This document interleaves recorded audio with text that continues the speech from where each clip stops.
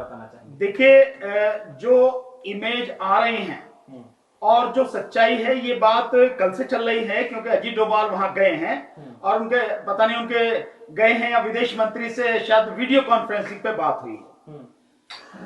ये केवल सरकार का प्रचार है, क्योंकि जिस समय ये बात आई उसी समय और भी जो जर्नलिस्ट हैं उन्होंने जो वहां पे रिसर्च की है, उन्होंने ये पाया है क्योंकि गलवान नदी में बाढ़ की वजह से पानी उसका थोड़ा बढ़ गया है, उसकी वजह से वो टेंट थोड़ा सा वहां से उन्होंने रिमूव किए, थोड़ा सा।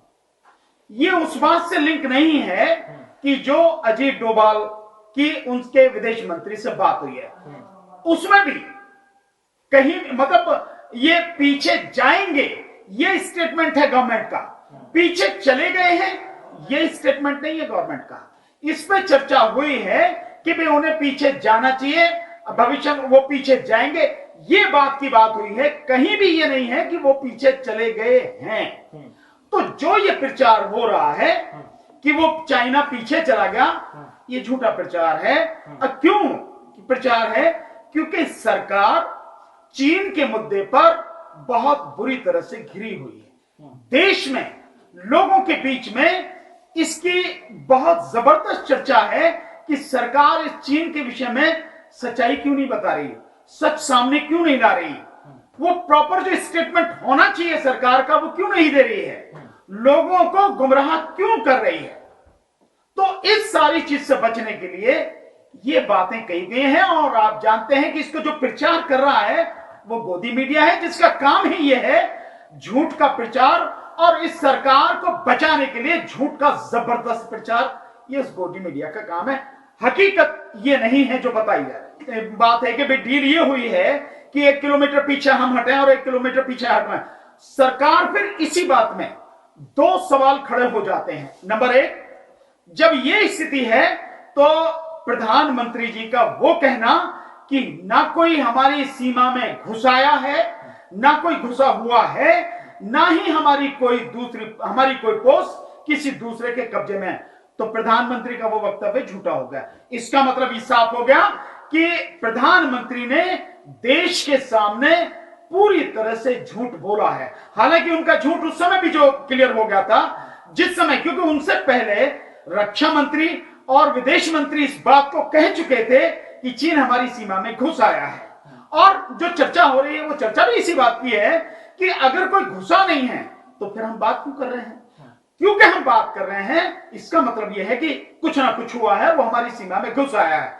और ये सब कोई जानता है कि जो पेंगोंग झील है उसमें 8 किलोमीटर तक, जो देप्सांग का इलाका है उसमें 18 किलोमीटर तक, और गलवान की घाटी में फिंगर 4 पर आकर बैठ गया चीन। और इसके अलावा जो हमारा दौलत बेग ओल्डी जो एयर बेस है, हमारा एयर फील्ड है हमारा, वहां से 3 किलोमीटर दूर आके बैठ गया। तो दूसरी बात, अब जो बात आपने कही है कि 1-1 किलोमीटर पीछे हटने की बात हुई है, इसका मतलब साफ है कि 1-1 किलोमीटर भी अगर हटते हैं तो भी फिंगर 4 चाइना के कब्जे में है। यह बात स्पष्ट हो जाती है इस बात से। 1 किलोमीटर हटने पर भी हम जो पहले फिंगर 8 तक, गलवान घाटी में फिंगर 8 तक जो हम अपनी गश्त करने जाते थे, वहां तक नहीं पहुंच पाएंगे। तो फिंगर ये चर्चा ही किस बात की हो रही है कि हमें जो है 1 किलोमीटर पीछे हटना है। बात इस बात पे होनी चाहिए कि तुम फिंगर 8 के पीछे थे, चाइना को फिंगर 8 के पीछे जाना चाहिए। इससे कम पे बात का मतलब नहीं होना चाहिए। हम फिंगर 8 तक जाते थे तो वहां तक हमें पूरा रास्ता मिलना चाहिए जैसे इससे पहले था। अगर हमें वो नहीं मिल रहा तो इसका मतलब यह है कि हमने एक तरह से सरेंडर कर दिया। फिर उस बात में दम हो जाता है जब राहुल गांधी कहते हैं कि नरेंद्र मोदी नहीं सरेंडर मोदी है। 1 किलोमीटर का मतलब क्या है? जब हमारी सीमा में वो देप्सांग में 18 किलोमीटर, पेंगियांग में 8 किलोमीटर, 1 किलोमीटर का मतलब क्या है? इसका मतलब यह है हमने अपने आप ही सरेंडर कर दिया है, और ये देश के साथ बहुत बड़ा धोखा है। मैं समझता हूं इससे बड़ा झूठ कुछ हो नहीं सकता। आप देखिए, जहां बिल्कुल ही झूठ होता है, जब उसको जीत के रूप में प्रचारित करता है ये गुलाम दलाल और गोदी मीडिया, तो जीत अगर माना हो जाए, भाई खदेड़ने का मतलब हमारी जीत हो गई। खदेड़ने का मतलब तो यही है ना। खदेड़ने का मतलब यह है कि हमने जबरदस्ती अपनी ताकत के दम पर, अपने जो है सेना के बल के दम पर उसको पीछे हटा दिया। यही तो खदेड़ने का मतलब, और तो कुछ नहीं है ना। तो अगर हम उस स्थिति में आ जाएं, और उस स्थिति में ऐसा नहीं हमारी सेना नहीं, हमारी सेना निश्चित रूप से उस स्थिति में है, लेकिन सेना जो भी कदम उठाती है वो राजनीतिक आदेश के बाद ही ऐसा करती है, और ऐसा कोई राजनीतिक आदेश नहीं है अभी तक, सबको मालूम है। और ये जो प्रचार किया जा रहा है ये केवल झूठ है। मैं फिर उसी बात पे आता हूं, ये क्योंकि देश में माहौल चीन को लेकर सरकार के विरुद्ध बहुत जबरदस्त तरीके से है, सरकार बहुत बड़े दबाव में है। सरकार का और विशेष रूप से प्रधानमंत्री का झूठ दुनिया के सामने, देश के सामने उजागर हो गया। उसमें जितना जो डैमेज हुआ है उस डैमेज को कवर करने के लिए ये सारी न्यूज़ें चलाई जा रही हैं। खदेड़ने का कोई मतलब नहीं है। और अगर खदेड़ देंगे हम, जिस दिन हम ताकत रखते हैं, जैसे मैंने कहा हमारी सेना ताकतवर है, खदेड़ सकती है बिल्कुल, जिस दिन उसे आदेश मिल जाएगा। हमारी सेना की तो सबसे बड़ी दिक्कत ही यह है कि हमारे देश की लीडरशिप जो है ना, वो लीडरशिप बेकार है। वो लीडरशिप है ही नहीं उस तरह की जो एक संप्रभुत्व राष्ट्र की लीडरशिप होनी चाहिए, एक स्ट्रॉन्ग, एक मजबूत लीडरशिप होनी चाहिए। और वो कैसे हम मान लें कि जब चीन का नाम तक लेने से प्रधानमंत्री जो है ना वो घबरा रहे हैं, चीन का नाम ही नहीं ले रहे हैं, कैसे मान लिया जाएगा कि ये सारी कार्रवाई सारी हुई है? 3 बार स्टेटमेंट, जब सर्वदलीय बैठक की बात हुई थी, जो 15 दलों की मीटिंग थी, उसके बाद चीन का नाम नहीं लिया। जब उन्होंने राष्ट्र के नाम संदेश जो दिया था उसमें चीन का नाम नहीं था। जब उन्होंने 30 तारीख को संदेश दिया 15 मिनट का, जो एक लाइन वाला था कि भैया जो राशन हम दे रहे हैं 5 महीने तक और बढ़ाया जाता, नवंबर तक, छठ तक जो बढ़ाया जाता, तब चीन का नाम नहीं लिया। और प्रधानमंत्री वहां चले गए, लद्दाख चले गए, लद्दाख में कुछ भी नहीं कहा। सो आप वहां जा रहे हैं, आप नाम नहीं लेंगे। उन सैनिकों का एक तरह से ये मतलब कितने आहत वो हुए होंगे वहां के सैनिक, जो ये सोच रहे हैं कि भाई नाम ही नहीं ले रहे आप, ये कहानी चल रही है। तो ये जो सब कुछ है, ये सारा का सारा सब झूठा प्रचार है। और मैं तो कहूंगा कि प्रधानमंत्री जिस तरह से चारों तरफ से कैमरे लगा के चलते हैं कि यहां भी कैमरा, वहां भी कैमरा, वो भी कैमरा, और पूरी जो नौटंकी जिस तरह से करते हैं कि ताकि पूरा दुनिया में प्रचार हो, लोगों को दिखाया जाए कितने बहादुर हैं। और बहादुरी क्या है कि नाम लेने से डर रहे हैं। तो खदेड़ने की बात बिल्कुल झूठ है, सरासर झूठ। सिर्फ नौटंकी है, ये चीन के लिए नहीं है, ये इस देश की जनता को गुमराह करने के लिए है, क्योंकि बिहार का इलेक्शन, बिहार का चुनाव सर पे है। और जो वहां पे हुआ है गलवान घाटी में, वो बिहार रेजिमेंट के, और उनमें भी अधिकतर बिहार के जो सैनिक है वो शहीद हुए। और आपको मालूम है कि जिस समय उन्होंने गरीब कल्याण रोजगार योजना 125 दिन की लागू की थी और खगड़िया से शुरू करी, वहां के बिहार के से, उसमें उसका नाम लिया, शुरुआत ही अपने भाषण की वहां से की थी। तो उसके लिए नहीं थे। जब आप इतना कह रहे हो कृष्ण की तरह, जो आप बंसी बजाने वाले हो, तो आप उसकी सुदर्शन चक्र की भी पूजा करते हो, नाम लेने में क्या डर लग रहा है आपको?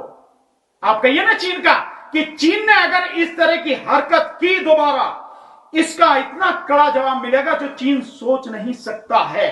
आपने कहा नहीं, आपने सिर्फ ये कह के कि विस्तारवादी जो है उसका हमेशा जो है, विस्तारवाद का नहीं विकासवाद का वो है, और जो विस्तारवाद चाहते हैं वो हमेशा जो है उनका अंत बुरा हुआ है।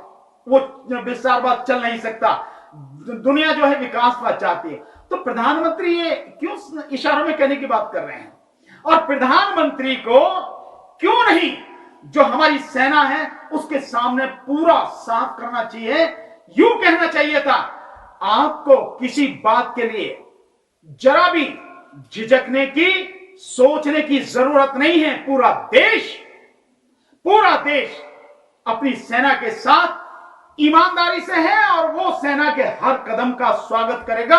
और कोई भी देश, चाहे चाइना हो, पाकिस्तान हो, या कोई भी हो, देश की 1 मिलीमीटर जगह भी कब्जे में करने की कोशिश करेगा, मेरी जरूरत नहीं है उसको वही माकूल जवाब देना। कहा प्रधानमंत्री ने कि मोदी जी का, उनकी पूरी भाजपा का, अगर वो प्रदेशों में चुनाव हारते हैं तो कौन? प्रदेश के लोग जिम्मेदार हैं।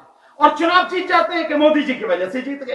तो ये जो मीडिया है, क्योंकि मीडिया पूरा कब्जे में है उनके, और एक बहुत ही, मैं यूं कहूंगा, एक झूठे व्यक्ति की, एक कमजोर व्यक्ति की छवि को बहुत मजबूत बनाए रखने का जो शुरू से ये षड्यंत्र चल रहा है, ये उसी का हिस्सा है कि हार का ठीकरा दूसरे के सर पे फूटेगा। जैसा आप जानते हैं कि जैसे श्वेता सिंह ने कहा भी था, जो आज तक की वो एंकर है, उसने कहा था कि भाई वहां कोई सरकार थोड़ी ना जाएगी, वहां पे जो पेट्रोलिंग करने का काम तो उसका है जो सेना का। तो फिर ये भी बता दें कि जो सर्जिकल स्ट्राइक है वो भी तो सेना ने करी थी। वो सर्जिकल स्ट्राइक का आप मोदी के लिए क्यों कर रही है? मोदी क्यों हल्ला मचा रहे हैं? भाजपा हल्ला क्यों मचा रही है? क्यों सरकार हल्ला मचा रही है कि हमने सर्जिकल स्ट्राइक की, जबकि ऐसी सर्जिकल स्ट्राइकें हमेशा होती रही। तो ये उनकी रणनीति है, क्योंकि उनके पास कुछ बचा नहीं है और ये बिल्कुल गिरती हुई दीवारें हैं। भाजपा एक गिरता हुआ रेत का महल बन चुका है, किसी भी समय ढह जाएगा भरभरा के। उसको थामने के लिए झूठ का सहारा ले रहे हैं, लेकिन अब देश के सामने ये झूठ चल नहीं पाएगा।